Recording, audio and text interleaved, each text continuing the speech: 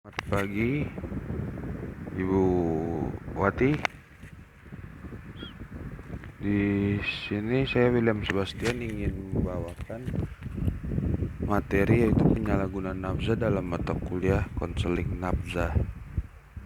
Yang itu akan saya bawakan yaitu penyalahgunaan nafza atau penyalahgunaan narkoba adalah suatu pola perilaku di mana seseorang menggunakan obat-obatan golongan narkotika, psikotropika, dan zat aktif yang tidak sesuai fungsinya. Penyalahgunaan nafza umumnya terjadi karena adanya rasa ingin tahu yang tinggi, yang kemudian menjadi kebiasaan. Selain itu, penyalahgunaan nafza pada diri seseorang juga bisa dipicu oleh masalah dalam hidupnya atau berteman dengan pecandu nafza. Oke, selanjutnya tahap dan tingkat pemakai narkoba. Yang pertama itu pada tahap awal atau coba-coba. Berawal mulai dari coba-coba lalu memulai ketagihan. Dari sini dia ingin mencoba, ingin mengetahui apa sih itu narkoba. Setelah dia memulai narkoba, dia merasakan ketagihan. Wah, ingin coba lagi. Seperti itu. Dalam di sini dia merasakan dua gejala seperti gejala psikologis dan fisik. Dan pertama itu gejala psikologinya terjadi perubahan pada sikap anak. Orang tua yang peka dapat merasakan adanya sedikit perubahan perilaku pada anak, yaitu timbulnya rasa takut dan malu yang disebabkan oleh perasaan bersalah atau berdosa. Anak menjadi lebih sensitif jiwanya, seperti resah dan gelisah. Lalu pada fisik. Pada fisik di sini perubahan tidak tampak pada tubuh anak. Tanda-tanda perubahan pada tubuh sebagai dampak pemakaian narkoba belum terlihat. Jadi di sini pas saat dia pada fase tahap awal-awal di sini, jadi dia belum merasakan efek samping, bukan efek samping, efek pada fisiknya itu belum terlihat sekali, karena narkoba itu kita bisa melihatnya dalam fisiknya itu akan berjangka pada waktu yang cukup lama, jadi akan terlihat seperti dari pipinya kempot, seperti apa lagi ya, agak dari matanya agak sayu-sayu. Itu dari pada fisiknya sih seperti itu yang saya telah lihat dari ruang lingkup pergaulan teman saya seperti itu. Pada tahap kedua itu pemula. Setelah tahap eksperimen atau coba-coba lalu meningkat menjadi terbiasa, anak mulai memakai narkoba secara insidental. Ia memakai narkoba karena sudah merasakan kenikmatannya.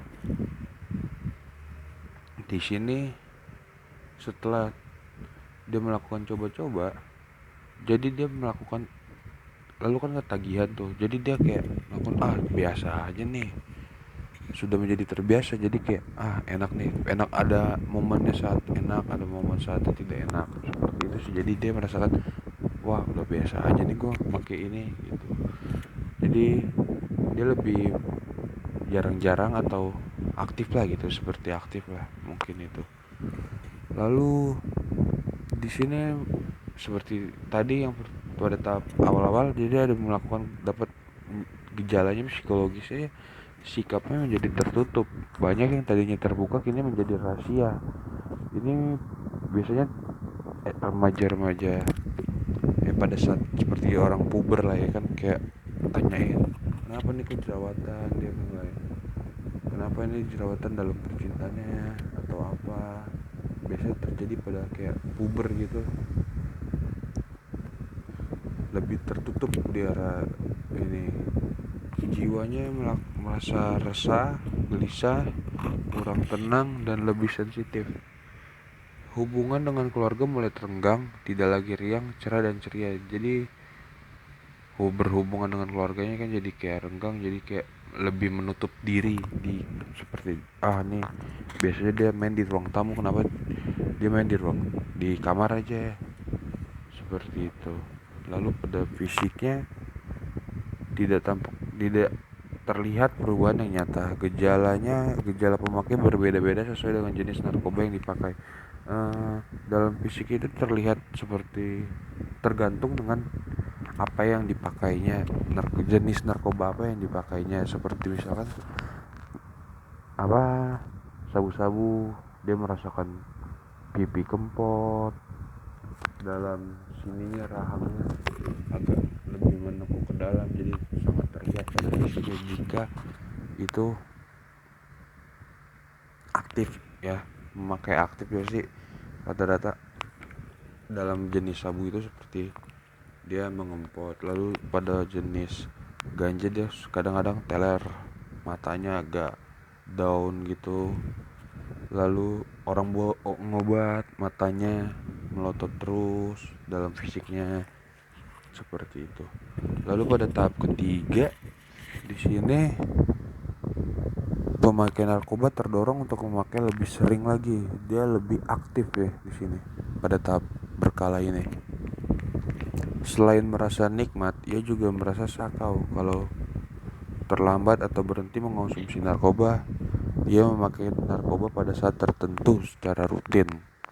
Jadi seperti dia sudah tahu, wah efek misalkan saya putus memakai itu, jadi saya merasakan badan tidak enak, sakau, meriang, merindukan kasih sayang seperti itu atau apalah, yang penting sakau deh kan.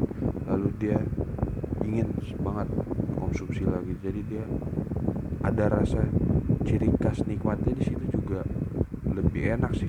Kalau yang saya pernah alami dalam pengalaman hidup saya pernah juga merasakan seperti itu. Tapi nanti juga akan menyerah diri sendiri juga, makanya berhenti, ada sampai rasa bosannya seperti itu. Lalu ciri mentalnya sulit bergaul dengan teman baru, pribadinya menjadi lebih tertutup dan mudah tersinggung. Ia sering bangun siang, agak malas dan sering berbohong.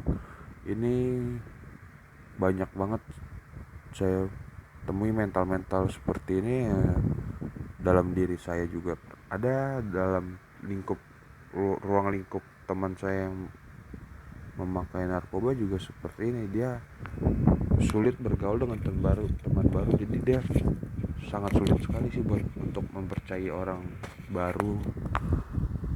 Seperti dia masuk ke bangku SMA, bangku kuliahnya, jadi sangat sulit lah untuk mendapatkan respect orang teman baru ini. Lalu dia mudah tersinggung, sangat sensitif sekali. Tapi jika dia melakukan aktivitas kegiatan positif, dia lama-lama juga emosinya bakal stabil. Tapi walaupun ada sedikit mudah dipacunya jadi gitu. Lalu dia sering bangun siang, ya sering banget bangun siang karena efek dari narkoba tersebut ya. Seperti itu yang saya pernah alami dan saya tahu kebanyakan seperti itu. Jadi malas juga ya, sering berbohong bisa juga. Lalu ciri fisik terjadi gejala sebaliknya dari tahap coba-coba dan tahap apa tadi, tahap pemula. Bila sedang memakai, ia tampak normal dan tidak tampak tanda-tanda yang jelas. Bila sedang tidak memakai, ia tampak kurang sehat, kurang percaya diri, murung, gelisah dan malas. Ini lebih sering sih terjadi jika dia kayak, wah kayaknya pucet nih, kayaknya wah batuk-batuk, pilek-pilek, orang bilang, teman sendiri bilang udah coba ini pakai sabu, jadi agak mendingan. Memang agak mendingan, tapi tetap aja setelah efek sabunya itu menghilang, jadi dia makin parah sakitnya itu. Jangan percaya deh kata-kata teman, bahaya. Lalu tahap keempat adalah tahap tetap atau madat.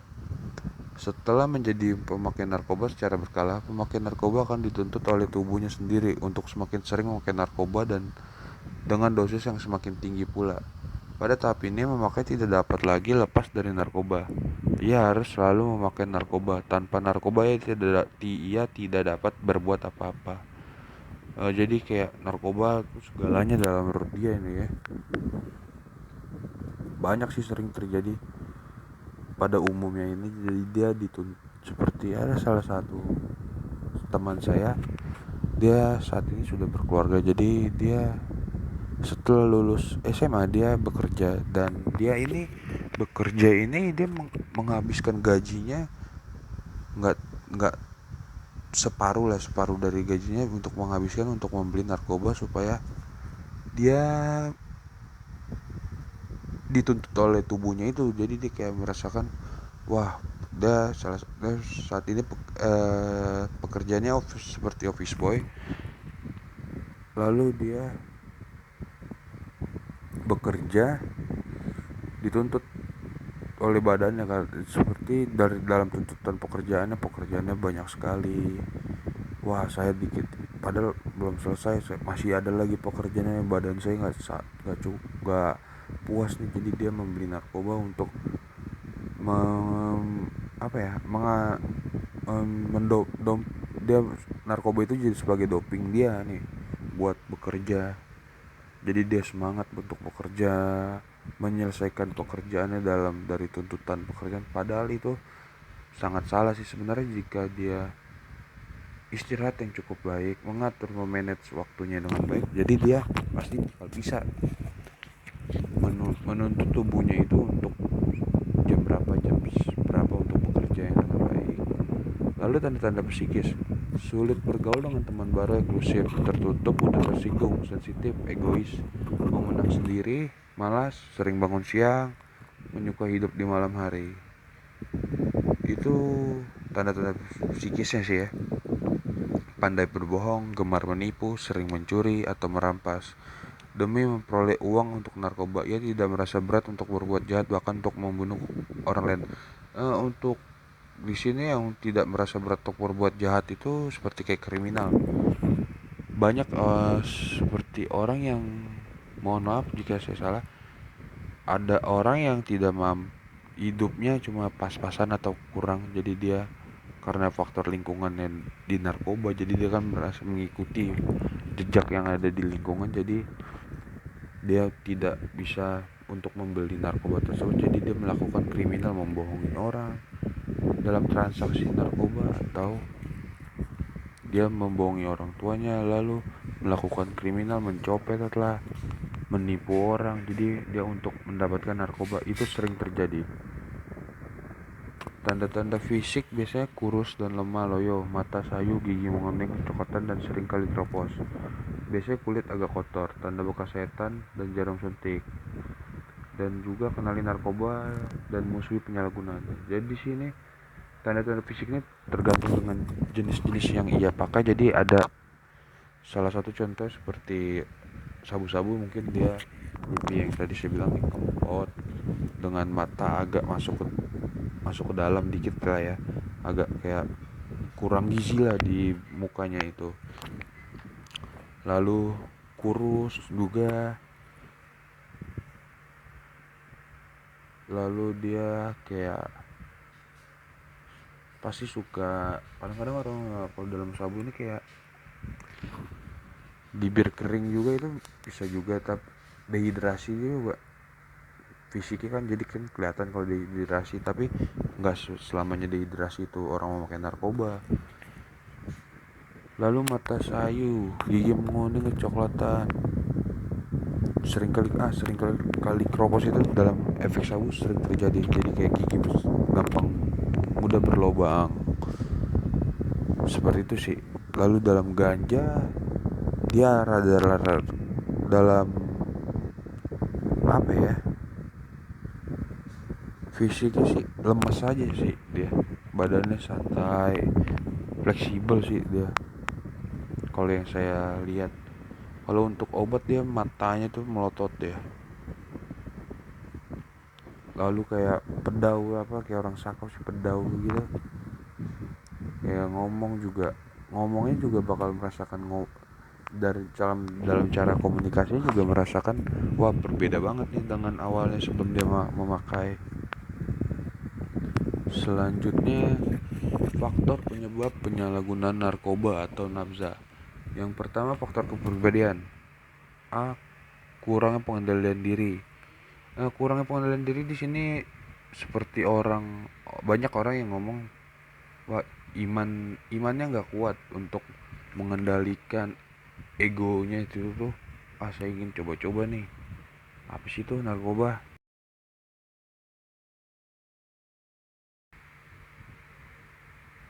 Ma-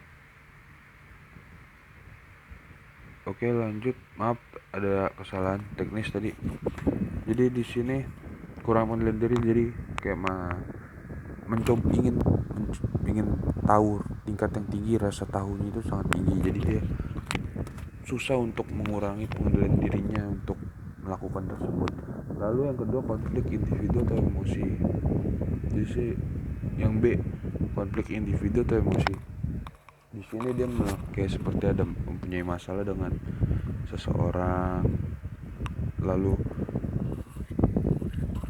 merasakan emosi yang tinggi seperti marah, kesel, kayak orang kebanyakan galau ya. Kalau kita kayak apa saat masa remaja ini, kalau remaja remaja SMP atau di SMA, jika galau dia lari, kayaknya minum enaknya untuk menghilangkan stres dari yang dia alami, putus cinta atau apa, ada masalah, jadi dia melarikan diri untuk menenangkan dirinya, dia meminum alkohol, menggunakan obat jika dalam teman ngajak lah atau apalah ya, seperti itu. Lalu terbiasa hidup senang atau mewah. Di sini banyak terjadi dalam pengalaman hidup saya. Teman-teman saya juga banyak terbiasa hidup senang, mewah atau mewah. Jadi dia orang tuanya sangat kaya, jadi karena itu dia punya uang, jadi dia terbiasa uang saya banyak, saya ingin coba beli apa ya yang saya belum pernah coba, seperti itu. Jadi enak nih kita beli narkoba yuk, iya pasti begitu. Kita kan belum pernah coba, kita cari tahu siapa yang ini, karena kebanyakan uang sih itu, jadi orang menggampanginya itu untuk mendapatkan apa yang ia punya, ya apa yang ia ingin. Lalu yang kedua, faktor keluarga, kurangnya kontrol keluarga. Nah, di sini kontrol keluarga itu sangat penting sekali sih. Jika kurang kontrol keluarga, jadi sangat terjadi anak melakukan penyalahgunaan narkoba. Dan yang B, kurangnya penerapan disiplin dan tanggung jawab. Jadi anak terbiasa dikasih uang, tidak mengatur waktu, disiplinnya dan tanggung jawabnya, jadi anak itu bisa melakukan hal yang dia inginkan, seperti itu. Yang ketiga, faktor lingkungan, masyarakat yang individualitas. Masyarakat yang individualis ini seperti maraknya terjadi di kota Jakarta sih, atau kota-kota besar yang lain di Indonesia. Jadi orang kan kalau masyarakat yang individualis kayak di Jakarta seperti orang cuek lah, seperti tuh anak mana tuh mau ngapain terserah di lingkungannya tersebut. Jadi kayak orang beranggapan cuek, jadi dia merasa bodoh amat, nggak ada yang menghakimi dia, seperti itu. Lalu yang B, pengaruh teman sebaya. Pengaruh teman sebaya ini seperti contoh di lingkungan teman sebaya dalam rumah lah ya, komplek rumahnya, di sekitar tetangga-tetangganya, misalkan daerahnya tersebut daerah besar maraknya pengguna narkoba, penjual narkoba, jadi temannya kan juga pasti kan berlari ke arah narkoba, seperti itu. Selanjutnya, faktor pendidikan. Faktor pendidikan itu salah satu dalam yang tadi saya sampaikan di pengaruh teman sebaya. Di faktor pendidikan pun juga kan lingkungan pendidikan yang dari teman-teman sebaya kita mencari relasi, mencari ini kan di pendidikan marak sekali. Saya sharing sedikit, jadi waktu itu saya SMA, saya melakukan penyalahgunaan narkoba ini karena pada zaman itu lagi maraknya tren di SMA Jakarta Selatan. Jenis narkobanya ini seperti tembakau gorila. Nah di situ teman-teman dari sekolah swasta, karena di lingkupnya swasta lebih banyak orang yang tadinya sekolah di negeri lalu tidak naik kelas atau dibuang pindah ke swasta. Lalu itu terjadilah orang-orang yang ada yang benar, ada yang tidak, ada yang menyimpang lah, melakukan penyimpangan seperti penyalahgunaan nafza ini.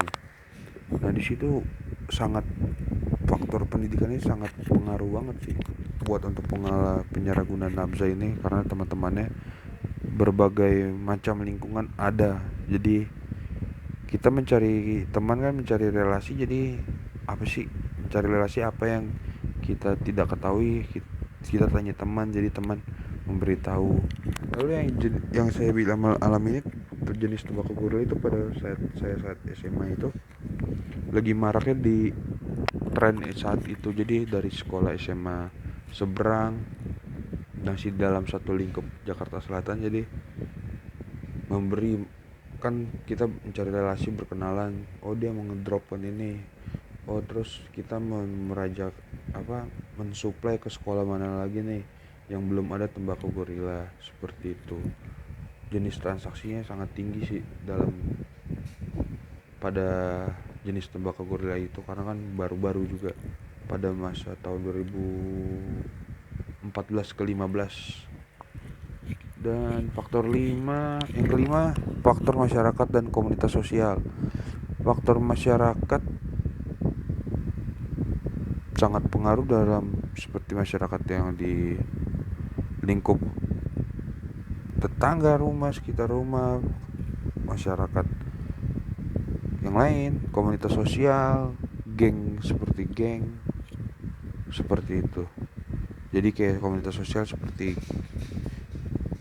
wah, di geng misalnya ada dua kelompok, geng A, geng yang memakai narkoba, geng B tidak memakai narkoba.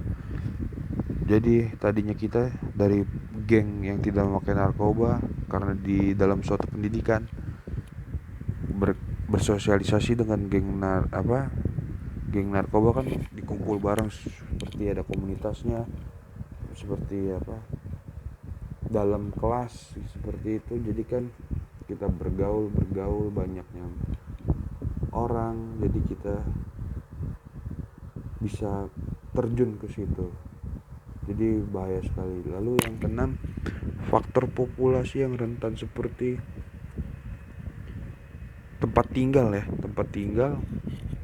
yang banyak maraknya. Seperti saya tinggal di Kampung Ambon ini kan, Kampung Ambon di Jakarta Cengkareng kan terkenal dengan jual sabunya. Jadi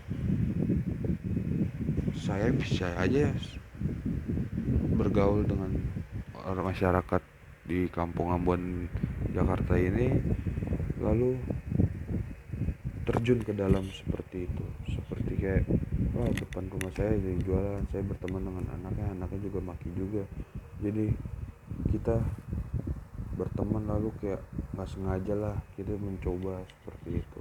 Bahaya sekali ini faktor-faktor dari keenam faktor ini. Lalu kita lanjut ke tahapan ketergantungan penyalahgunaan nafza. Yang pertama itu abstinence. Abstinence adalah periode di mana seorang sama sekali tidak menggunakan zat aktif atau narkoba untuk tujuan rekreasional. Seperti saya sedang ingin bersenang-senang, piknik lah sama teman-teman, kayak, wah, kita grup angkatan kita jalan-jalan yuk, lalu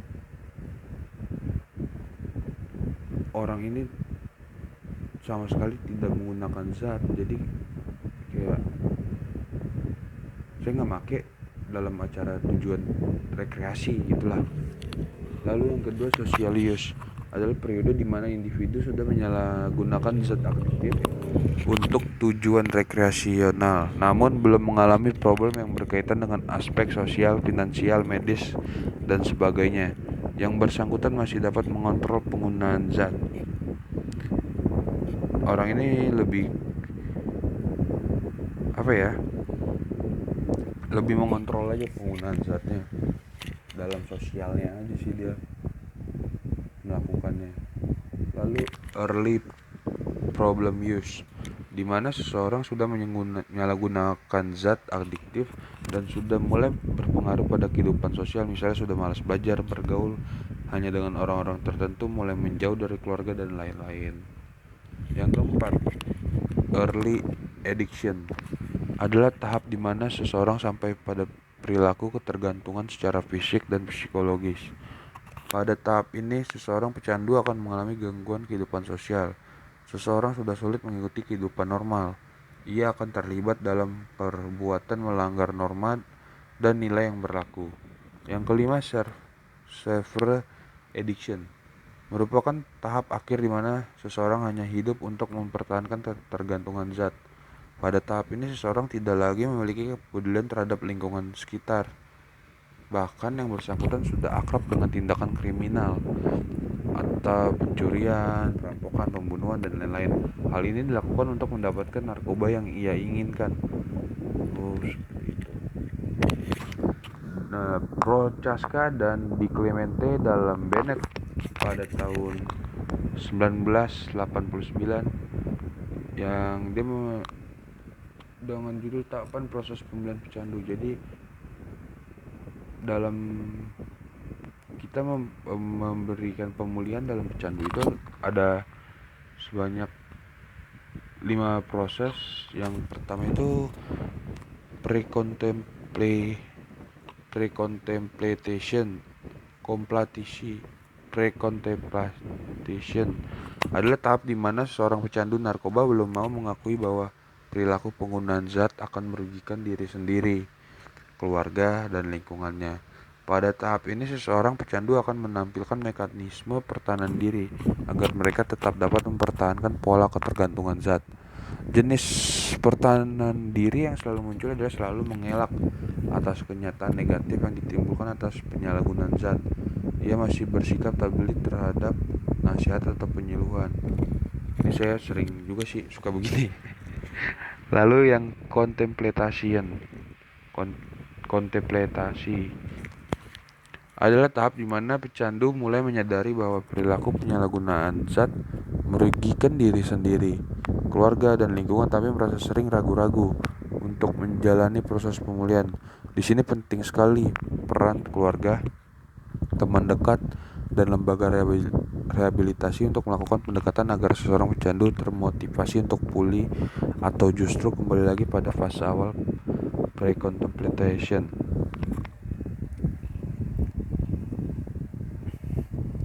Yang ketiga preparation adalah tahap di mana seorang mempersiapkan diri untuk berhenti dari pola ketergantungan zat. Umumnya yang bersangkutan mulai mengubah pola pikirnya yang dianggap dapat membantu saya untuk dapat bebas dari ketergantungan zat. Ia mulai bertanya teman-temannya yang sudah pernah menjalani terapi, fasilitas terapi mana yang baik, apa saja yang dilakukan di fasilitas terapi, apakah dikurung, apakah mengalami asa nyeri atau rasa tidak nyaman lainnya. Yang keempat, action atau aksi lah ya, adalah tahap di mana seseorang pecandu dengan kesadaran diri sendiri mencari pertolongan untuk membantu pemulihannya. Saat ini seorang pecandu dapat mendatangi rumah sakit atau fasilitas terapi dan rehabilitasi untuk mendapat proses terapi dan layanan rehabilitasi. Jadi lebih kayak rehab jalan ya ini ya. Yang kelima, maintenance adalah tahap akhir di mana seorang pecandu berusaha mempertahankan keadaan bebas dari ketergantungan narkoba. Pada tahap ini, seorang pecandu akan mendapatkan banyak sekali godaan untuk kembali lagi menggunakan narkoba.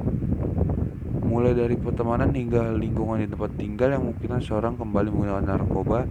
Namun sikap yang tegas dan komitmen yang tinggi untuk berhenti akan membantu seorang pecandu untuk berhenti menyalahgunakan narkoba. Apabila seorang pecandu mampu melewati tahap ini, maka ia bisa keluar dari jeratan penyalahgunaan narkoba. Jadi ada 5 tahap dari dalam Prochaska, dan di Clemente itu mengatakan 5 tahap proses pemulihan. Jadi kalau orang yang awam seperti tadi saya sebelum membaca materi ini, saya mungkin dari ini iman, ibaratnya kata dalam ini kan secara teori, dalam secara tidak teorinya saya awam itu lebih iman saya tidak kuat lah, seperti itu. Kalau orang awam yang seperti ngomongnya seperti itu sih. Dan akhir ini saya mendapatkan quotes dari Kurt Cobain yang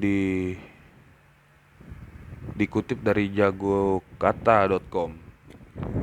Semua narkoba adalah pemborosan waktu. Mereka menghancurkan ingatan Anda dan harga diri Anda, dan segala sesuatu yang sejalan dengan harga diri Anda.